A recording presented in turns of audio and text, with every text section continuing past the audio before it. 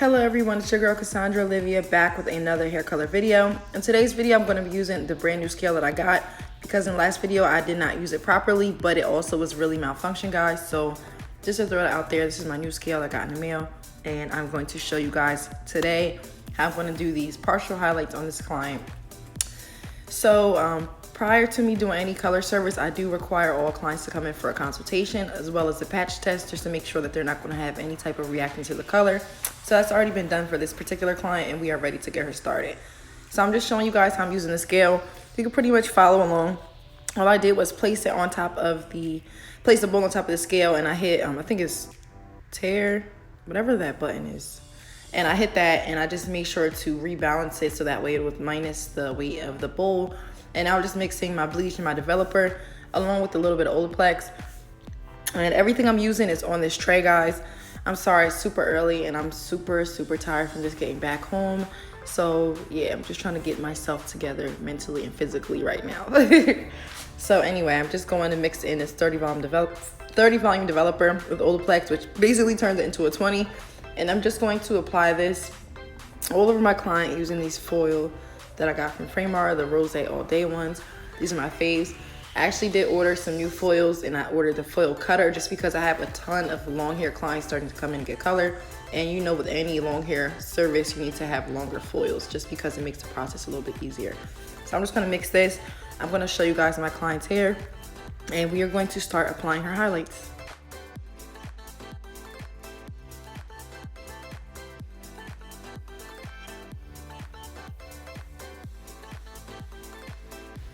This particular client is naturally curly. She does not press her hair a lot. So what I'm going to do is just section the hair off in 3 sections. I'm parting the back completely out because we are not going to be applying any highlights to the back section because this is a partial highlight. I only do the top half of the head. And then I'm just going to go through with the paddle brush and detangle her hair just so that way it's not curled or like tangled or matted up in any sections. Even if I can't see it, I just want to make sure that I go through thoroughly just so that way when I go to apply the lightener, it doesn't give me a hard time. So I just want to do this with both sides of the hair. I did speed this up, you guys already know, but if you want to see how I do this, you can just always slow it down, I'm guessing. But yeah, I'm just going to go through, detangle her hair, make sure to get out any tangles or not, section it out, and then I'm going to part her back into the 2 sections in the front, and then I'm going to start on the right side and then work my way to the left as far as applying the foils.